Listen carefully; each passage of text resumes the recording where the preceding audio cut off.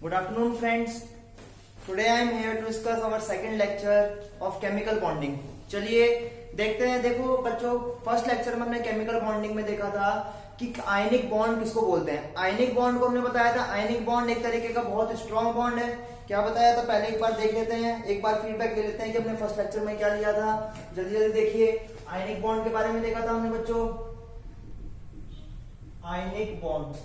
आयनिक bonds के बारे में क्या बताया था। देखो, आयनिक बॉन्ड्स के बारे में पहली चीज ये बताई थी कि strong electrostatic force of attraction अगर होता है मेटल्स और नॉन मेटल के बीच, मतलब मेटल क्या होना चाहिए, मेटल ऐसा होना चाहिए जिसकी आयनेशन एनर्जी कम हो, और नॉन मेटल ऐसा होना चाहिए जिसकी इलेक्ट्रॉन एफिनिटी क्या हो, बहुत ज्यादा हो, तभी एक इलेक्ट्रॉन देगा और दूसरा इलेक्ट्रॉन लेगा। मतलब पहला पॉइंट आया था मेरे पास क्या, लो आईपी वैल्यू ऑफ मेटल की आईपी वैल्यू क्या होनी चाहिए, कम होनी चाहिए। इसका मतलब ये जो मेटल होगा सॉलिड स्टेट में पड़ा हुआ आइसोलेटेड गैसियस एटम, ये क्या करेगा, हम इसको एनर्जी देंगे और ये यहाँ पे एक कैटायन फॉर्मेशन करेगा और यहां से इलेक्ट्रॉन बाहर। इसको बोलते हैं क्या, मेटल का आयोनाइजेशन हो जाना।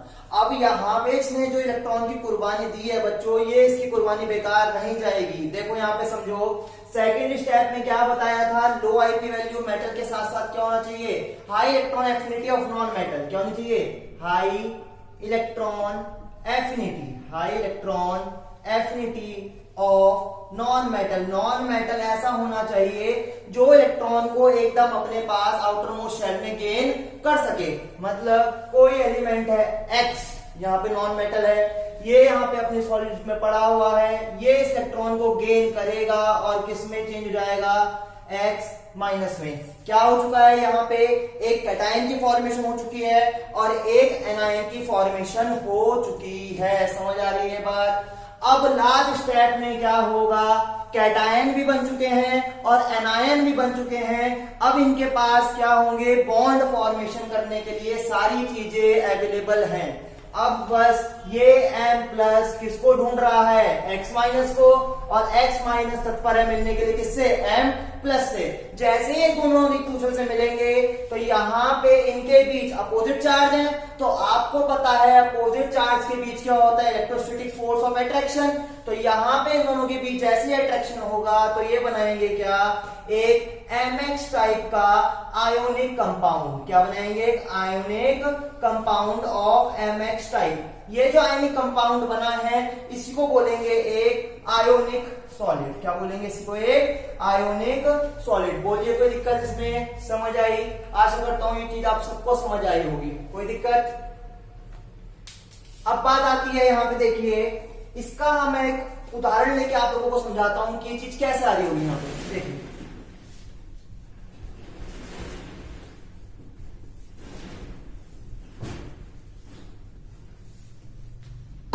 देखो बच्चों क्या हो रहा होगा। फॉर एग्जाम्पल मेटल लिया मैंने, फॉर एग्जाम्पल सोडियम।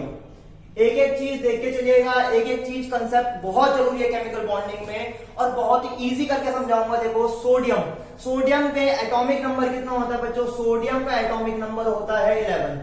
सोडियम का एटॉमिक नंबर कितना है, 11। सोडियम एक मेटल है जिसका एटॉमिक नंबर है 11। अगर मैं इसकी इलेक्ट्रॉनिक कॉन्फ़िगरेशन लिखता हूं तो इसकी इलेक्ट्रॉनिक कॉन्फ़िगरेशन आती है 1s2 2s2 2p6 3s1, 1s2 2s2 2p6 3s1।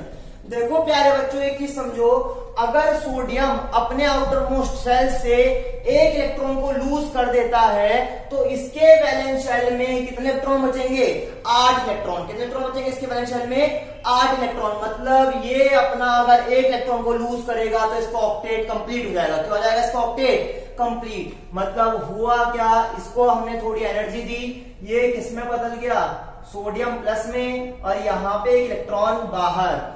एक इलेक्ट्रॉन बाहर गया है, हमेशा याद रखना इलेक्ट्रॉन बाहर जाता है आउटर मोस्ट शेल से। ऐसे नहीं कि यहाँ पे 2 इलेक्ट्रॉन है, यहाँ पे 2 इलेक्ट्रॉन है, यहाँ पे 6 इलेक्ट्रॉन पड़े हुए हैं, यहाँ पे 1 इलेक्ट्रॉन पड़ा हुआ है, तो बाप का राज नहीं है कि कोई सा इलेक्ट्रॉन उठ के बाहर चला जाएगा। सिर्फ आउटर मोस्ट शेल का ही इलेक्ट्रॉन उठ के कहां जाता है, बाहर जाता है। अब यहां से आउटर मोस्ट शेल इलेक्ट्रॉन के बाहर गया तो कॉन्फ़िगरेशन क्या बन गई 1s2 2s2 2p6 क्या बन चुकी है 1s2 2s2 2p6 मतलब यहां पे ऑक्टेट कंप्लीट हो चुका है।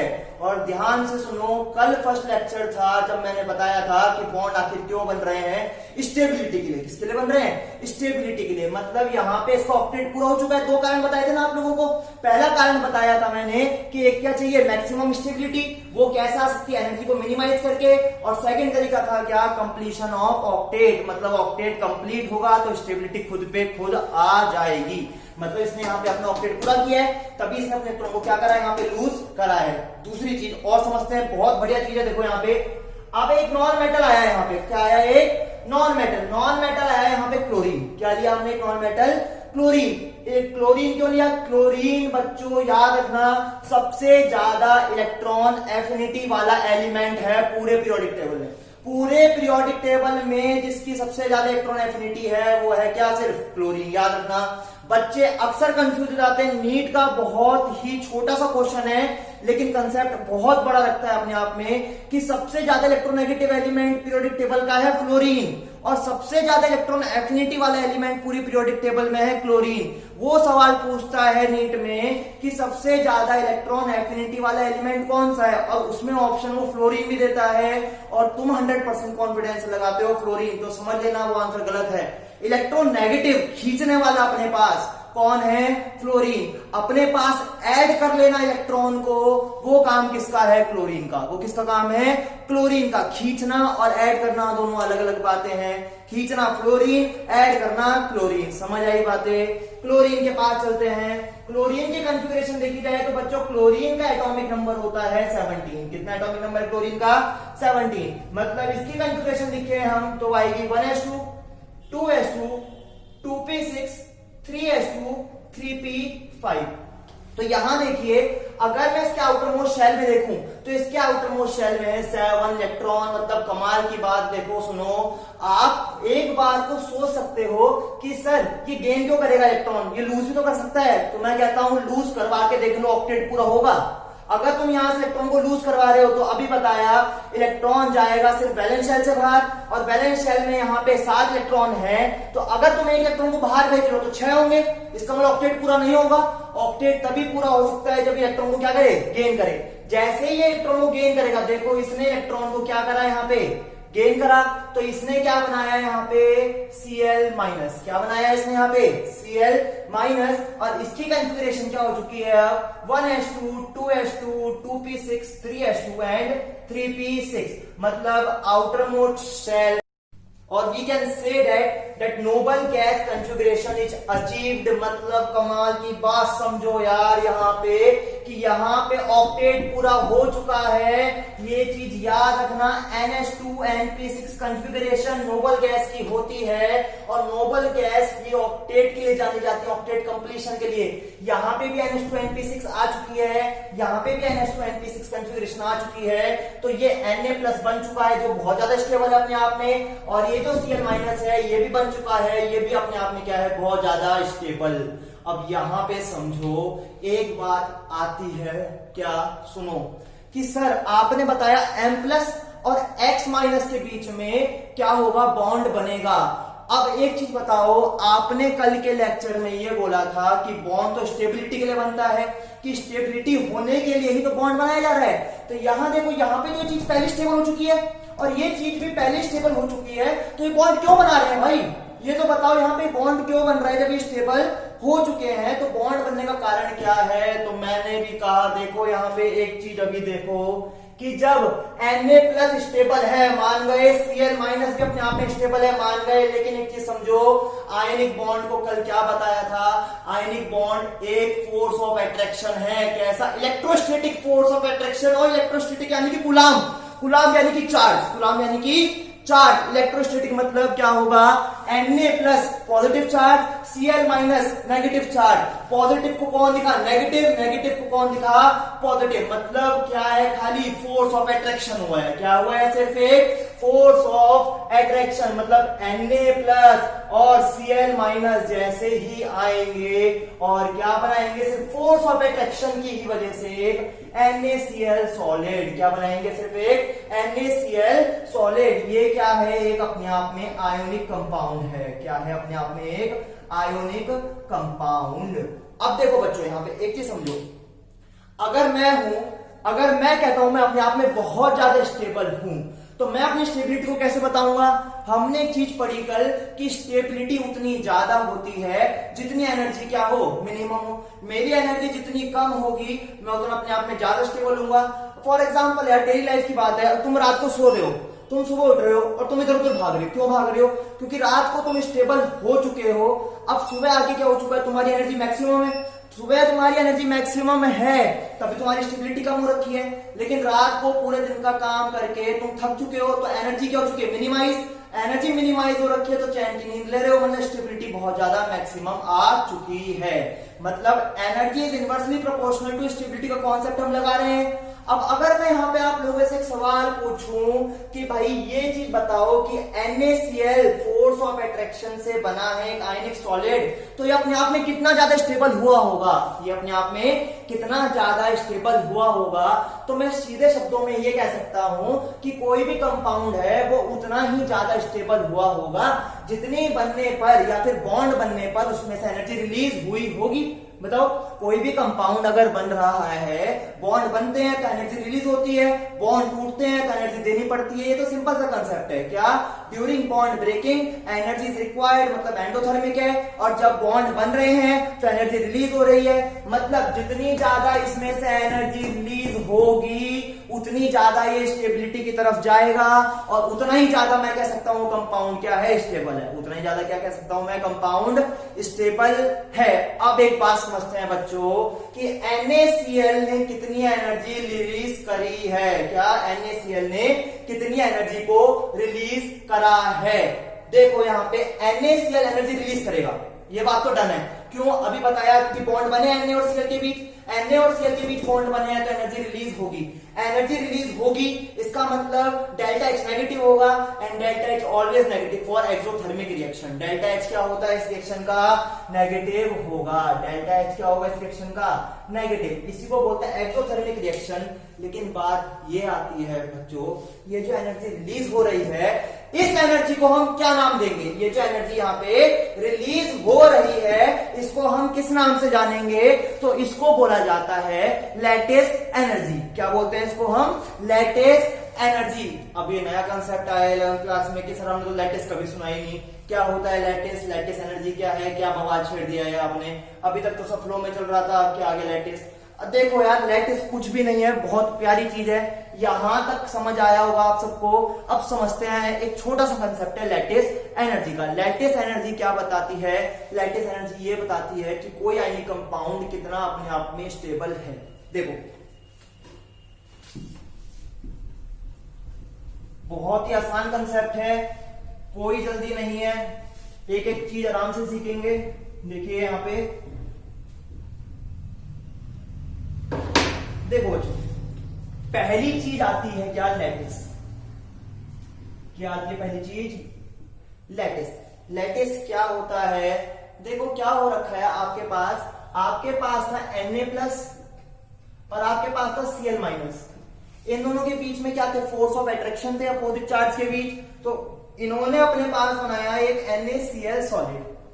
ये किसमें रहता है NaCl, NaCl में क्या रहते हैं, लैटिस पड़े रहते हैं। या कोई आयनिक कंपाउंड है वो हमेशा क्या बनाना चाहता है, वो हमेशा एक लैटिस फॉर्म करना चाहता है। लैटिस का मतलब होता है क्या, लैटिस का मतलब होता है 3D अरेंजमेंट। क्या, 3D arrangement of two oppositely charged ions, 3D arrangement of two oppositely charged ions in an alternating manner, in an alternating manner। मतलब होगा क्या, लैटिस बनता है एक आयनिक क्रिस्टल का। कैसे कि अगर मैं बोलता हूं कि ये क्या है, एक Na+ है, तो अपोजिटली चार्ज आयन आएगा उसके बगल में, कौन सा, Na+ के बगल में आ जाएगा उसका क्या, Cl-। इसी तरह फिर से Na+ बनेगा, उसके बगल में उसका एनायन क्या आ जाएगा, Cl-। यहां पे फिर से एक नीचे की तरफ क्या आ जाएगा, अपोजिटली Cl-। यहां पे क्या आ जाएगा उसका अपोजिट, Na+।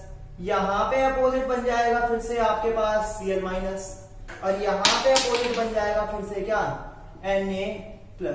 इसी तरीके को क्या बोलते हैं हम, 3D अरेंजमेंट चलता रहता है। मतलब क्या, ये कुछ पीछे की तरफ भी चलेगा, ये कुछ आगे की तरफ भी एक्सटेंड होगा, ये कुछ राइट की तरफ भी चलेगा, ये कुछ लेफ्ट की तरफ भी चलेगा, और इसी को क्या बोलते हैं हम, लैटिस बोलते हैं। क्या बोलते हैं इसी को, लैटिस अरेंजमेंट बोला जाता है। कुछ नहीं है, सिर्फ एक 3D अरेंजमेंट है अपोजिटली चार्ज आयॉन्स का। आई बात समझ यहां तक। अब बात ये आती है कि यहां देखो अपोजिटली चार्ज आयंस होंगे तो इनके बीच में कुछ ना कुछ फोर्स ऑफ अट्रैक्शन होगा यहाँ पे। मतलब अगर मैं इस लैटिस को उठाता हूं, देखो समझो यहाँ पे इस लैटिस को मैंने उठाया, ये NaCl का एक छोटा सा लैटिस था, एक बहुत ही से उठाया, और ये जो NaCl का लैटिस आया यहाँ पे, ये NaCl का एक छोटा सा लैटिस, बहुत ही छोटी सी यूनिट मैंने उठाई है NaCl की यहाँ पे। अब अगर मैं बोलता हूं कि याले NaCl या फिर ये NaCl या फिर ये NaCl और या फिर ये NaCl, इन NaCl को या फिर ये NaCl बनने पे, इन बॉन्ड्स के बनने पे कितनी एनर्जी यहां से रिलीज हुई है, क्या इन NaCl के बॉन्ड्स के बनने पर कितनी एनर्जी रिलीज हुई है, उसी रिलीज हुई एनर्जी को क्या बोला जाता है, लैटिस एनर्जी बोला जाता है। उसी रिलीज हुई एनर्जी को क्या बोलते हैं, लैटिस एनर्जी। मतलब थोड़ा और इंग्लिश का फ्लेवर देके बोलूं तो क्या बोल सकते हैं, the amount of energy release, the amount of energy release when 1 mole of, ध्यान से सुनना जरूरी है, when 1 mole, 1 mole, amount of energy released when 1 mole of an ionic solid is formed, और when 1 mole of ionic crystal is formed, उसी को नाम दिया जाता है बच्चों लैटिस एनर्जी। क्या बोलेंगे लैटिस एनर्जी को, देखो लैटिस एनर्जी क्या है, लैटिस एनर्जी किस बला का नाम है, कुछ नहीं है, क्या है, amount of energy release, amount of energy release.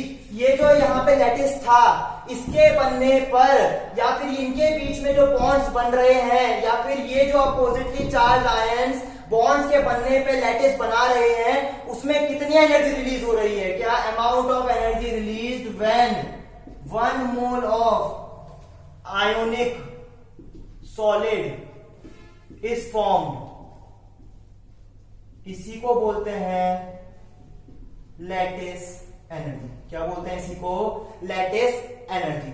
Energy क्या हो रही है बच्चों, देखो समझो, रिलीज हो रही है, एनर्जी क्या हो रही है, रिलीज हो रही है। इसका मतलब साइन क्या होगा, हमेशा नेगेटिव होगा। साइन क्या होगा, हमेशा नेगेटिव। मतलब delta H is always negative. कैसी रिएक्शन है, एक्सोथर्मिक रिएक्शन। कैसी रिएक्शन है ये, एक्सोथर्मिक रिएक्शंस। यहां तक सब चीज क्लियर हो गई होंगी आपको।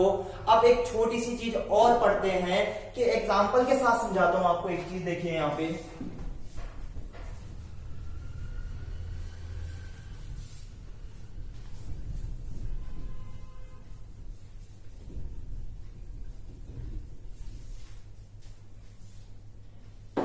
कभी कभार क्या नीट में, एम्स में या फिर मेंस में तक में या फिर 12th में ऑब्जेक्टिव टाइप क्वेश्चन में बहुत ही इजी क्वेश्चन पूछ लेते हैं।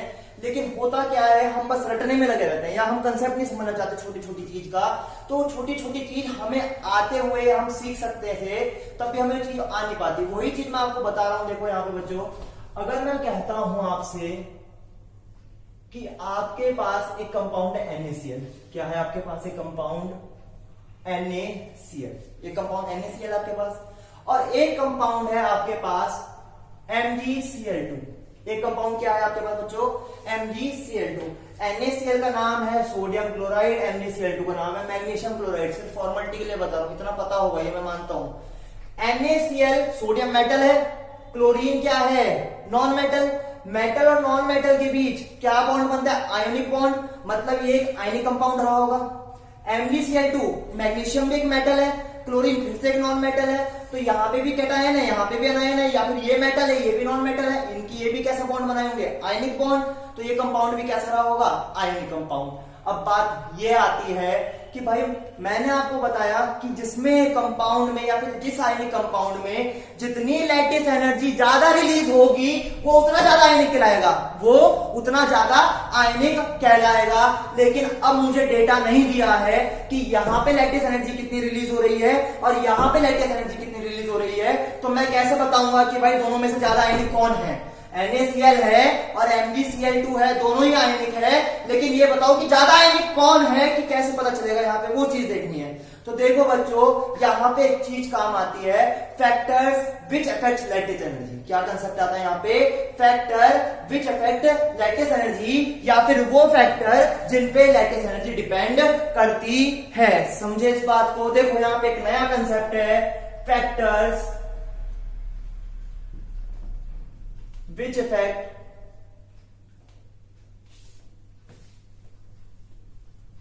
Lattice energy. लैटिस एनर्जी को कौन कौन से फैक्टर डिपेंड कर रहे हैं या कौन कौन से फैक्टर इफेक्ट कर रहे हैं। देखो छोटी छोटी हिंट दूंगा और आप खुद आंसर दोगे। देखो एक चीज बताओ बच्चों, लैटिस एनर्जी क्या है। लैटिस एनर्जी वो एनर्जी है जो रिलीज हो रही है जब कोई लैटिस बन रहा है। लैटिस एनर्जी क्या है, लैटिस एनर्जी वो एनर्जी है जब कोई आयनिक कंपाउंड बनने पे वो चीज रिलीज हो रही है, मतलब एक्सोथर्मिक रिएक्शन है। सब छोड़ो, अभी बताया लैटिस एनर्जी वो एनर्जी है जब कोई आयनिक कंपाउंड बनता है उसके बनने पे वो रिलीज होती है। अब इसके बनने पे वो रिलीज होती है तो देखो लैटिस उतना ही स्ट्रॉन्ग तब बनेगा जितने उनके बीच में फोर्स ऑफ अट्रैक्शन ज्यादा होंगे। जितना फोर्स ऑफ अट्रैक्शन ज्यादा होगा दोनों के बीच में उतना प्रेम प्यार होगा, मतलब बॉन्डिंग उतनी अच्छी होगी, और जितनी बॉन्डिंग अच्छी होगी उतने ज्यादा एनर्जी देनी पड़ेगी बॉन्ड को तोड़ने के लिए। मतलब पहला फैक्टर आता है बाबू यहाँ पे देखो, कूलम्बिक फोर्स ऑफ अट्रैक्शन। क्या, Coulombic force of attraction. Coulombic force of attraction. Coulombic force of attraction का मतलब क्या है, ये जो लैटिस एनर्जी है, क्या है, जो आपके पास लैटिस एनर्जी है वो डायरेक्टली प्रोपोर्शनल टू होती है कूलम्बिक फोर्स ऑफ अट्रैक्शन की, यानी क्या, Q1 Q2 by are square. ये चीज आप फिजिक्स में पढ़ते हो इलेक्ट्रोस्टैटिक्स में, Q1 Q2 by are square. Q1 क्या है, कैटाइन का चार्ज। Q1 क्या है यहाँ पे, कैटाइनिक चार्ज, यानी कि पॉजिटिव चार्ज कितना है। Q2 क्या है, एनायनिक चार्ज, यानी कि नेगेटिव पे चार्ज कितना है। और R क्या है, R क्या है, distance between two ions. Distance between two oppositely charge ions बोल सकते हो। तो जितना कैटायन और एनायन के चार्ज होगा उतनी ज्यादा लैटिस एनर्जी होगी, या फिर बोल सकता हूं जितना R कम होगा, जितना R कम होगा उतनी लैटिस एनर्जी क्या होगी, ज्यादा होगी। और जितनी ज्यादा लैटिस एनर्जी रिलीज होगी उतना ज्यादा आयनिक कंपाउंड क्या होगा, अपने आप में स्टेबल होगा। तो देखो बच्चों समझो, यहाँ पे NaCl और MgCl2, देखो Cl और Cl सेम है, एनायन का कोई फर्क नहीं है, मतलब size of anion, size of anion is constant. क्या है, साइज ऑफ एनायन कांस्टेंट है। Na प्लस पे आते हैं और Mg पे आते हैं। देखो सोडियम क्या बना रहा है, Na प्लस, मैग्नीशियम क्या बनाता है, Mg2 प्लस बनाता है। इतना भली बात ही जानते हो, चार्ज किस पे ज्यादा है, चार्ज ज्यादा किस पे है, मैग्नीशियम पे। चार्ज किस पे ज्यादा है, मैग्नीशियम पे। तो मैग्नीशियम पे चार्ज ज्यादा है, तो अभी बताया कूलम्बिक फोर्स ऑफ अट्रैक्शन किसमें ज्यादा होंगे, किसमें, जिसमें चार्ज ज्यादा होगा। चार्ज किसमें ज्यादा है, मैग्नीशियम में। इसका मतलब दोनों ही आयनिक कंपाउंड है, लेकिन ज्यादा आयनिक कौन रहा होगा आपके पास, MgCl2। MgCl2 क्या होगा, ज्यादा आयनिक रहा होगा। यही है बस लैटिस एनर्जी, और इसी पे आके हमारा क्या हो जाता है, आयनिक बॉन्ड खत्म हो जाता है। ठीक है, नेक्स्ट लेक्चर में अब स्टार्ट करेंगे हम कोवलेंट बॉन्ड को। Thank you. और कोई डाउट